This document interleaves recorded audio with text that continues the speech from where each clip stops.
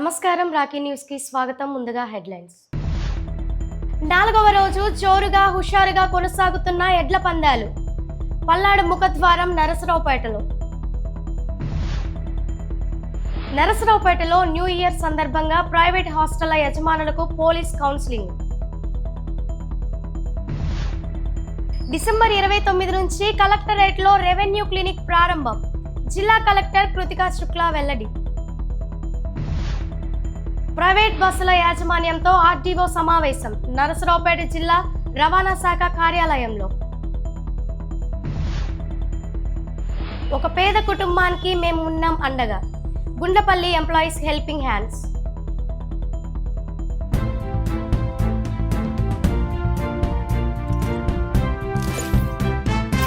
నరసరావుపేట కోడేల స్టేడియంలో 4వ రోజు ఎడ్ల పందాలు జోరుగా హుషారుగా కొనసాగుతున్నాయి. ముఖ్య అతిథులుగా మంత్రి బీసీ జనార్దన్ రెడ్డి, ఎంపీ లావు శ్రీకృష్ణదేవరాయలు, ఎమ్మెల్యేలు జూలకంటి బ్రహ్మానందరెడ్డి, భాష్యం ప్రవీణ్ పాల్గొన్నారు. రాష్ట్రం నలుమూలల నుండి వచ్చిన ఎడ్ల జతలు ఎక్కువగా ఉన్నందున ఈ నెల 30 వరకు జరిగే పోటీలు ఈ నెల 31 వరకు పొడిగించారు. ఇంత భారీ ఎత్తున జరిగే ఈ పోటీలు నిర్వహిస్తున్న ఎమ్మెల్యే అరవింద్ బాబుతో పాటు కమిటీని ఎంపీ లావు శ్రీకృష్ణదేవరాయలు పలువురు అభినందించారు. అఖిల భారత రంగాల జాతీయ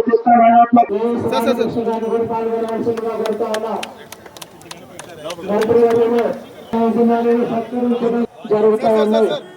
ఈ కార్యక్రమం లావు శ్రీకృష్ణదేవరాయలు గారి నరసరావుపేటలో అంగరంగ వైభవంగా చేతులని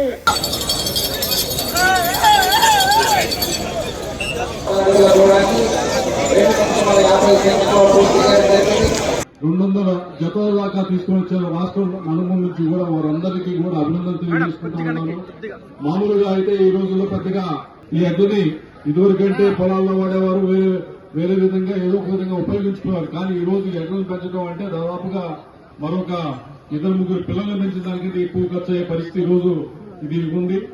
అందరికీ తెలిసిందే, దాదాపుగా నెలకే లక్షల్లో ఖర్చు ఉన్న పరిస్థితుల్లో 2 ఎడ్లను పెంచాలంటే. కానీ ఎంతో ఉత్సాహంతో, ప్యాషన్తో కాదు, ఈ ఎడ్ల జాతిని బతికించాలి అనే ఉద్దేశంతో వీటిని సంరక్షిస్తా ఉన్నారు, వీటిని పెంచుతా ఉన్నారు. వారందరికీ కూడా ఇక్కడ తీసుకొచ్చిన వారిని, అలాగే రాష్ట్రంలో నలుమూలలో వస్తున్న అన్ని చాట్లకు కూడా ఈ ఎడ్లని జాతిని ముందుకు తీసుకెళ్తున్న ప్రతి ఒక్కరికి కూడా అభినందనలు తెలియజేసుకుంటా ఉన్నాను.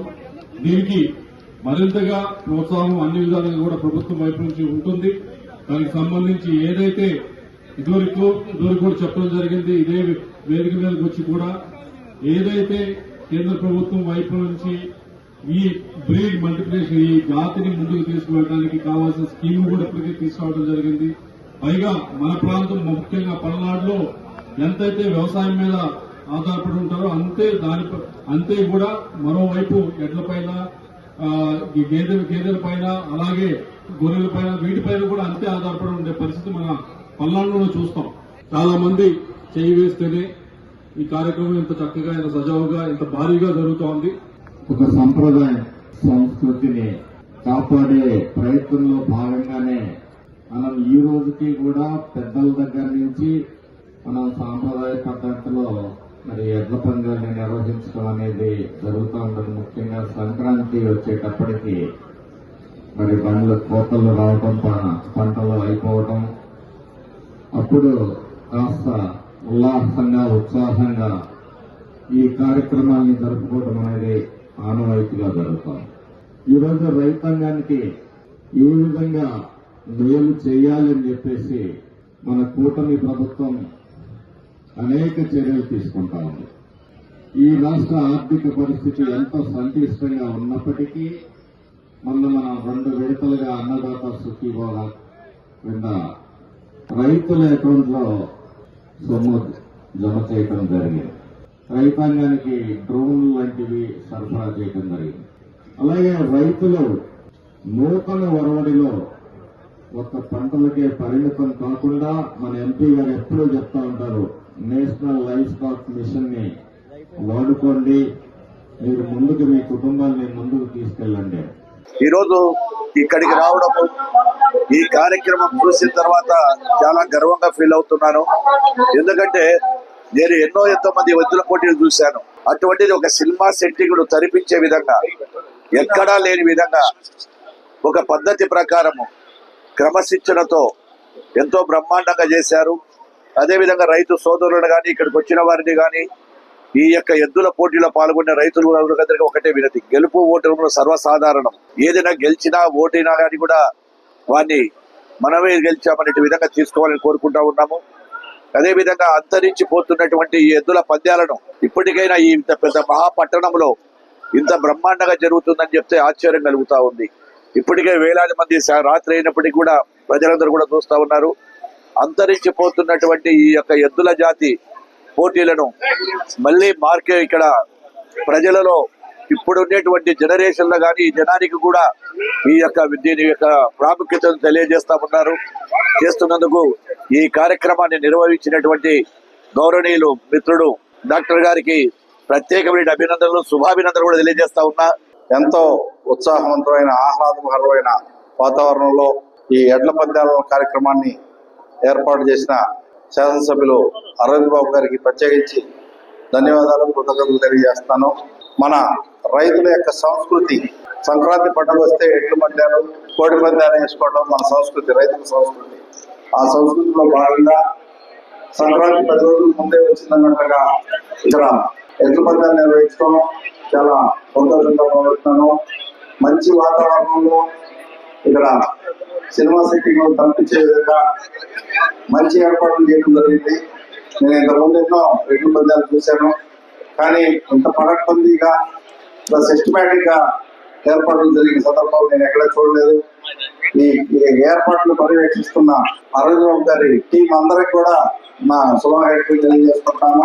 రాష్ట్ర ప్రభుత్వ ఆదేశాలు మరియు CCLA ఆంధ్రప్రదేశ్ ప్రభుత్వ ప్రత్యేక ప్రధాన కార్యదర్శి జారీ చేసిన సూచనల మేరకు భూమి సంబంధిత ఫిర్యాదులను వేగవంతంగా పరిష్కరించేందుకు కలెక్టరేట్లో ప్రత్యేకంగా రెవెన్యూ క్లినిక్ ఏర్పాటు చేయడం జరిగిందని జిల్లా కలెక్టర్ కృతికా శుక్లా ఆదివారం ఒక ప్రకటనలో తెలిపారు. ఈ రెవెన్యూ క్లినిక్ను జిల్లా కలెక్టరేట్లో డిసెంబర్ 29, 2025న ప్రారంభించనున్నట్లు తెలిపారు.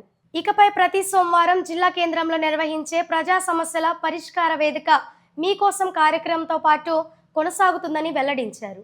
ఈ నేపథ్యంలో జిల్లాలోని అన్ని మండలాల తహసీల్దారులు, రెవెన్యూ డివిజనల్ అధికారులు డిసెంబర్ 29 నుండి ప్రతి సోమవారం ఉదయం 10 గంటలకు కలెక్టరేట్లోని PGRS హాల్లో నిర్వహించే రెవెన్యూ క్లినిక్కు ల్యాప్టాప్, కంప్యూటర్ ఆపరేటర్ మరియు అవసరమైన రెవెన్యూ రికార్డులతో తప్పనిసరిగా హాజరు కావాలని కలెక్టర్ ఆదేశించారు.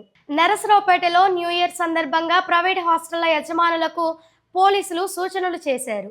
హాస్టల్లో ఉంటున్న పిల్లలు ఎటువంటి చట్ట వ్యతిరేక పనులు చేయకుండా యజమానులు జాగ్రత్తలు తీసుకోవాలని 1వ పట్టణ CI కౌన్సిలింగ్ ఇచ్చారు. కొత్త సంవత్సర వేడుకల సందర్భంగా హాస్టల్లో అవాంఛనీయ సంఘటనలకు పూర్తి బాధ్యత యజమానులదే అని CI స్పష్టం చేశారు.